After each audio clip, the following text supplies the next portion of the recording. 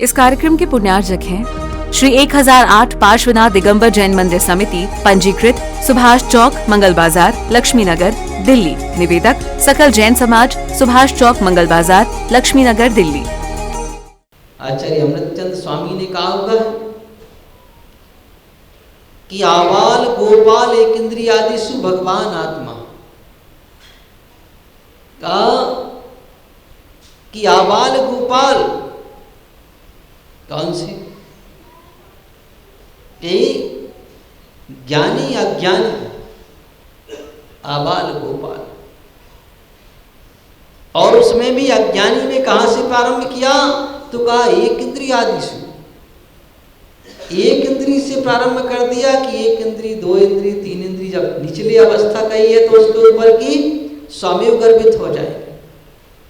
तो एक इंद्री आदिशु यानी एक इंद्री से लेकर के और सन की पंचेंद्री तक सारी जितने भी जीव आत्माएं, उनको सबको भगवान संज्ञा दी हुई, भगवान आत्मा। क्योंकि अगर उनके अंदर भव्यत्व शक्ति विद्यमान है तो आज नहीं तो कल कभी ना कभी वो भगवान बनेगी, ये तो निश्चित है। तो का आने वाले समय में कभी ना कभी तो फिर देखा जाए तो फिर हम ईर्षा किससे करें, द्वेष किससे करें, घृणा किससे करें, किसी से ना करें। लेकिन ये बातें कहने में तो बड़ी सरल लगती हैं, ऐसी हैं, बड़ी सरल हैं। पुस्तक में उठाया, पढ़ दिया, ऐसा लिखा है, बता दिया, बोल भी दिया, चर्चा भी कर ली। लेकिन जितनी सरल कहने में है उतनी सरल नहीं, उतनी कठिन जीवन में उतारने में है। और का कहने से कोई धर्म नहीं होता है, भले शब्दों में कहने में कुछ भी ना आवे, लेकिन अगर वह जीवन में उतर जाए तो धर्म होगा। लेकिन जीवन में उतर पाना उनकी बड़ी कठिनाई दिखती है, थोड़ी बहुत नहीं, अति कठिनाई दिखती है।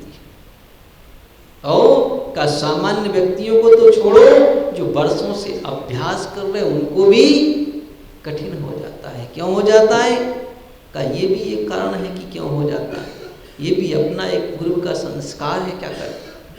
और पूर्व संस्कार के कारण वह का वैसी दृष्टि नहीं बन पाती है कि हमें सब मित्र दिखाई दे, सब में सबके प्रति प्रेम दिखाई दे, वैसी दृष्टि नहीं हो पाती। तो यहाँ कहा कि सत्वेषु मैत्री। लेकिन जिनकी दृष्टि बदल गई है, जिनके अंदर वास्तविक धर्म आ गया है, तो उनको सब एक जैसे दिखाई देते। वो कहते सब भगवान है। फिर एक बात अलग होती है कि कोई कहे कि जब ऐसा कह दिया कि सब भगवान है, ऐसा आचार्यों ने कहा है, उन्हीं आचार्यों ने ऐसा भी तो कह दिया। कैसा कह दिया, एक और तो कह दिया आबाल गोपाल एक इंद्रियादिषु भगवान आत्मा, और दूसरी ओर ऐसा कह दिया है कि जिनके अंदर धर्म नहीं है वो चलते फिरते मुर्दे के समान है, ऐसा भी कह दिया। तो भगवान को मुर्दा कह दिया है ना, कहा ये एक संबोधन की भाषा है। कहा हुआ है ना, कुंद महाराज ने कहा हुआ है कि जीव मुख को सबो, दंसण मुख को वही चल सबो, सब लो अपुजो लोयत्र में चल सबो। कहा कि जीव जिस शरीर से जिस शरीर में से आत्मा निकल जाए तो उसे क्या कहते हैं, जीव मुख को सौ, उसको सौ कहते हैं, मुर्दा कहते हैं। और कहा दंसण मुख को वही चल सबो, और कहा जिसके अंदर धर्म नहीं है, सम्यक दर्शन जैसा गुण नहीं है, का वह चलता फिरता मुर्दा है। कौन सा मुर्दा, चलता मुर्दा है। लो पूजो, और कहा सौ की कहीं लोग में पूजा मतलब आदर सम्मान नहीं होता है। पूजा का अर्थ क्या होता है, आदर करना, सम्मान करना, इसका नाम पूजा होता है। तो कहा पूजा का वह आदर और सम्मान के योग्य नहीं होता है। तो एक और तो ऐसा कह दिया। तो ये का कुछ चीज़ें ऐसी होती हैं जैसे स्कूल में मास्टर होता है ना, तो मास्टर बच्चे को कब तक डांटता है? जब तक बच्चा क्लास में बैठा है ना। किस लिए डांटता है? इसलिए डांटता है कि अच्छा पढ़ो लिखो, तुम अच्छे बन जाओ। ईर्षा भाव से नहीं डांटता है। किस भाव से? प्रेम भाव से कि तुम कुछ अच्छे बन जाओ, योग्य बन जाओ, उसके लिए वह डांटता है, मारता है और पढ़ाता भी है ना, सब कुछ करता है। ना पढ़ के आओ तो डंडे भी लगाता है।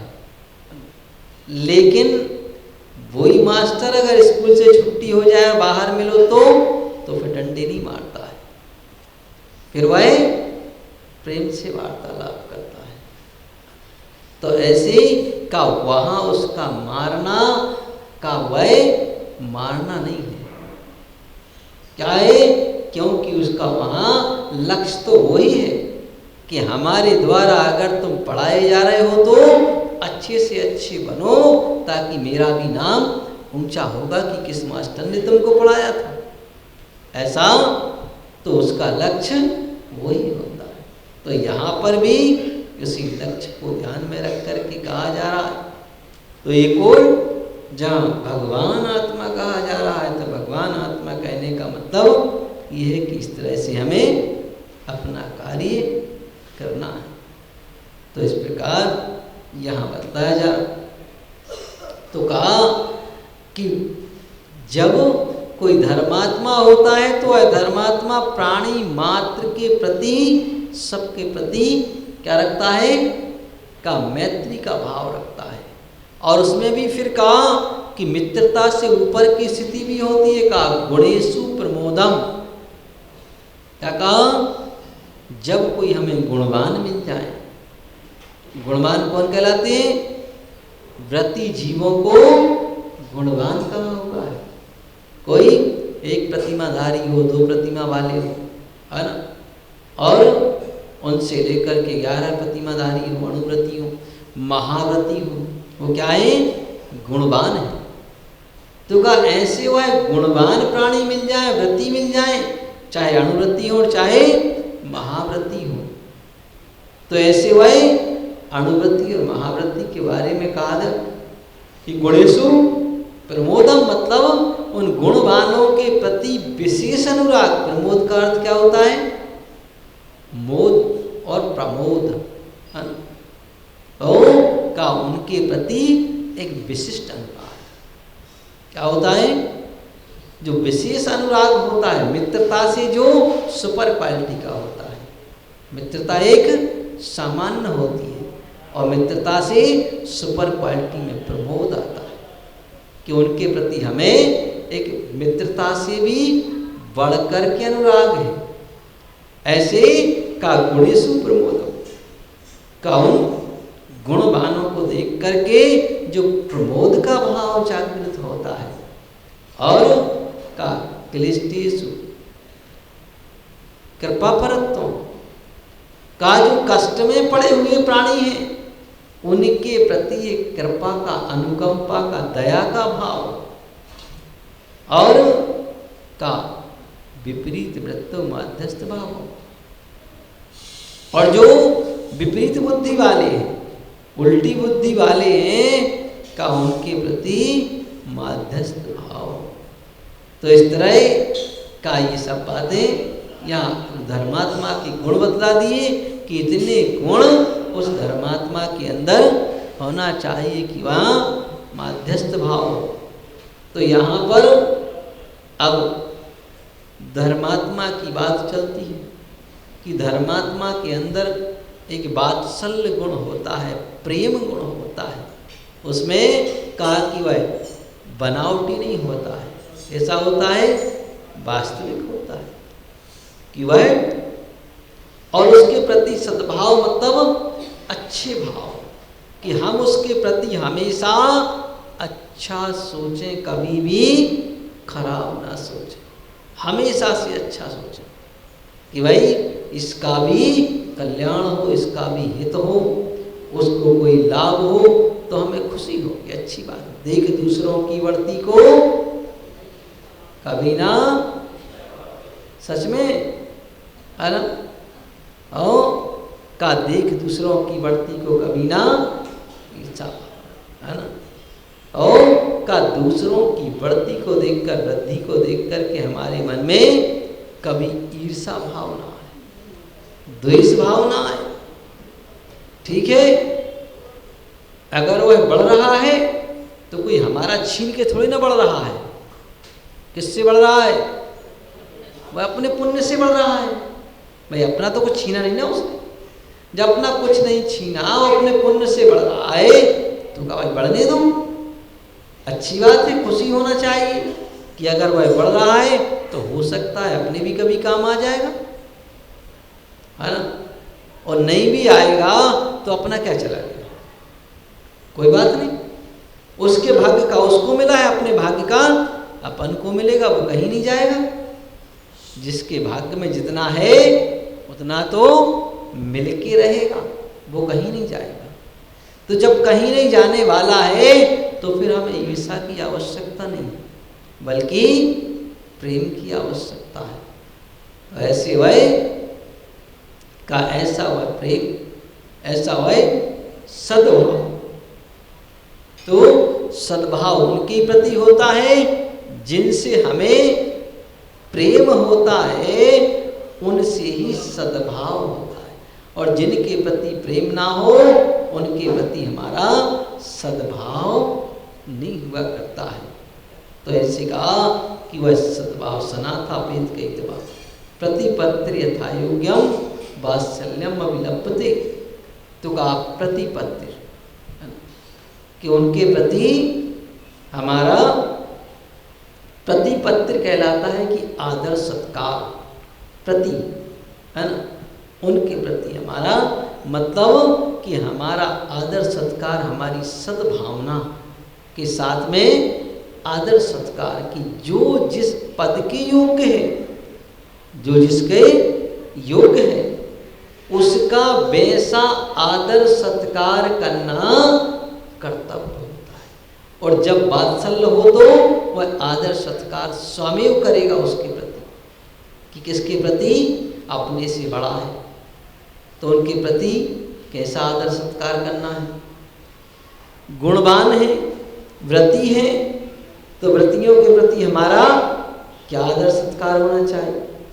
व्रती में भी एक प्रतिमा, दो प्रतिमाधारी है, या फिर पूर्ण प्रतिमाधारी है, 11 प्रतिमाधारी है, या महाप्रति है, तो का इस तरह का उनमें उनके प्रति प्रतिपत्र से मतलब कि वह कितने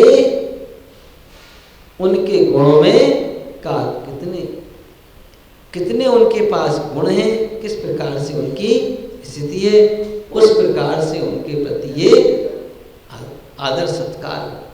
तो इस प्रकार कहा कि वह सद्भाव, आदर सत्कार, प्रतिपत्ति किस प्रकार से होनी चाहिए। तो यहाँ उसी बात को होता है कि प्रतिपत्र यथा योग्यम, यथा योग्य, है ना। तो का देखते हैं, हम लोग आते हैं भगवान के सामने भी खड़े होते हैं और ऐसे चाल चाउड़ चढ़ाते हैं, अच्छे से करके चल देते हैं, है ना।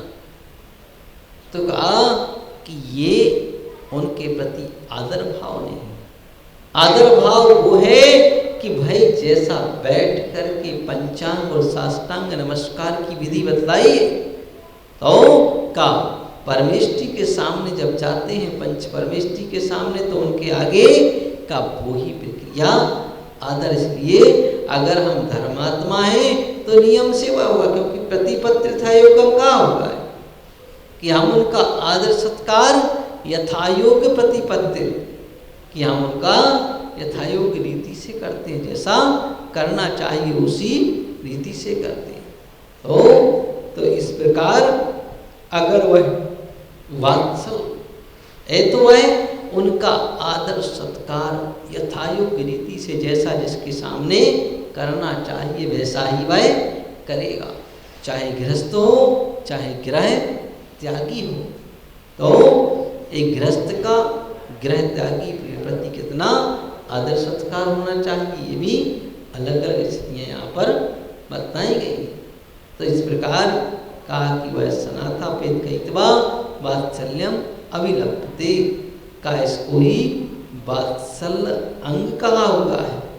और उसको का जो लक्षण बताए, जो गुण बताए, उनको वात्सल्य और प्रेम गुण के अंतर्गत बताया हुआ है। वैसे भी देखा जाए तो धर्म का ही लक्षण भी बनता है। कहा है धम्मो दया विशुद्धो, अगर दया है तो प्रेम भी होगा, और अगर दया नहीं है तो प्रेम भी नहीं होगा। आप कितनी कोशिश करें। तो कहा कि जब हमारा ये गुण बतलाया हुआ है, लक्षण बताया है कि हमें इस लक्षण के साथ कार्य करना है, तो का यहाँ पर ये धर्मात्मा का लक्षण 7वें नंबर का लक्षण क्या बताया है? वात्सल्य प्रेम। किसके प्रति? सहधर्मी के प्रति हमारा वात्सल्य हो। अगर ये प्रेम ना हो तो कहा कि वह धर्म हमारे अंदर बन नहीं सकता। अभी आगे बताएंगे कि नांगहीनम बलम छित्तम दर्शनम जन्म संतति नहीं मंत्रोक्षन्नो निहंति विस्वेदना। कहा है कि अगर इन अंगों में से एक भी अंगहीन हो गया तो धर्म का फल तुम्हें मिल नहीं सकता। क्या है धर्म का फल? क्या है धर्म का फल? जन्म की संतति कम होना, ये संसार घट जाना, कम हो जाना, ये धर्म का फल है। तो का उस धर्म के फल को हम प्राप्त नहीं कर पाएंगे। तो इस तरह हमारा प्रेम और वात्सल्य सब जीवों के प्रति इस तरह से हो। और अगर कहीं कोई टेढ़ा चलता हो तो क्या होना चाहिए? तो सद्भाव तो हो लेकिन बैर भाव ना हो, है ना? क्या ना हो? बैर भाव। बैर भाव को छोड़कर के सद्भाव रखें और माध्यस्थ बुद्धि हो जाए। इस कार्यक्रम के पुण्यार्जक थे श्री 1008 पार्श्वनाथ दिगंबर जैन मंदिर समिति, पंजीकृत, सुभाष चौक, मंगल बाजार, लक्ष्मी नगर, दिल्ली। निवेदक सकल जैन समाज, सुभाष चौक, मंगल बाजार, लक्ष्मी नगर, दिल्ली।